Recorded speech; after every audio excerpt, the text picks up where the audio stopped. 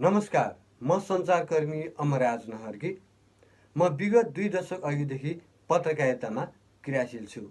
यहाँहरू समक्ष आज म जनहितको लागि एउटा सन्देश दिन गइरहेको छु। अहिलेको युग भनेको सूचना र प्रविधिको युग हो। यसले गर्दा भूगोल बिचको दूरी, मन बिचको दूरी र विचार बिचको दूरीलाई छोट्याएको छ र मानव सभ्यतालाई उज्यालो मार्गमा डोराएको छ। सूचना र प्रविधिको अधिकतम प्रयोग लिनको लागि म तपाईहरू समक्ष आग्रह गर्न चाहन्छु।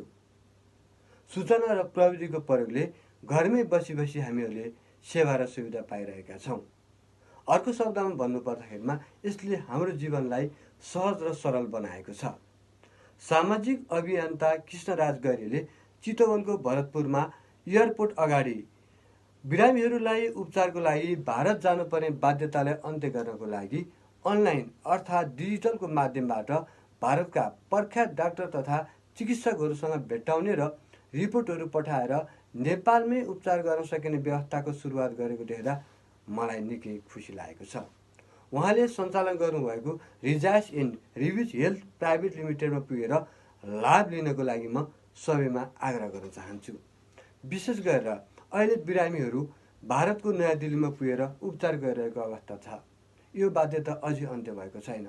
विचार गर्नुहोस् त, भारतको नयाँ दिल्ली जानको लागि टाढोको बाटो छँदैछ नै हामीलाई उपचार खर्चको लागि धेरै खर्चको जोग पनि गर्नुपर्ने हुन्छ। जान झन्नतिलो छ, कहाँ बस्ने, कसरी के गर्ने, कसलाई भन्ने जस्ता समस्याहरू पनि हामीलाई आउँछन्। तपाईहरू रिजाइसमा जानुभयो भने यो समस्याको हल हुन सक्छ। किनकि अहिलेको डिजिटलको माध्यमबाट उहाँले डाक्टरहरूसँग प्रत्यक्ष भेट गराएर भिडियोको माध्यमबाट उपचारको लागि सहजीकरण गर्नुहुन्छ।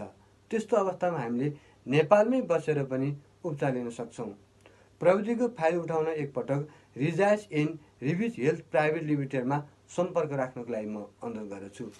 भारतको राजधानी नयाँ दिल्लीमा कार्यरत सामाजिक भावना बोकेका केही नेपालीहरू मिलेर global health and health organisation भन्ने संस्था गठन गरेर उपचारमा भारतीय नागरिकहरूले मात्रै छुट पाउने गरेकोमा नेपालीहरूलाई समेत छुट दिलाउन महत्त्वपूर्ण भूमिका खेल्नु भएको थियो हाम्रा मित्र कृष्ण गैरीले।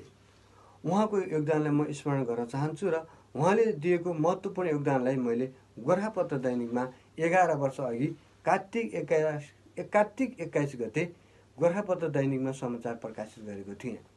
भारतीय अस्पतालमा उपचारार्थ नेपालीको सहयोगको निम्ति संस्था शीर्षकमा समाचार मैले लेखेको थिएँ। अभियन्ता गैरीले भारतको दिल्लीबाट नेपालको विभिन्न ठाउँमा सिधै बस सञ्चालन गर्नको लागि गरेको पहलकदमी र भारतमा आर्थिक अभावमा अलपत्र परेका नेपालीलाई निःशुल्क यातायात सेवा पुर्याएको कामबाट प्रभावित भएर मैले समाचार तथा अन्तर्वार्ता लिएको थिएँ उहाँसँग। उहाँ नयाँ दिल्लीमा रहेको बेला स्थलगत अध्ययन समेत मैले गरेको थिएँ। तिनै सामाजिक अभियन्ता गैरीले सुलभ तथा सहज तरिकाबाट भारतका विशेषज्ञ चिकित्सकबाट अनलाइनको माध्यमबाट उपचार र परामर्श दिने संस्था खोलेको देख्दा मलाई निकै खुसी लागेको छ। उपचारको लागि कम खर्च र झन्झट बिना नै लाभ लिन सकिने हुँदा त्यस संस्थामा पुगेर एकपटक तपाईहरूलाई लाभ लिनको लागि म विनम्र अनुरोध गर्दछु। नमस्कार, म पछि फेरि कुरा गर्छु है। बाई।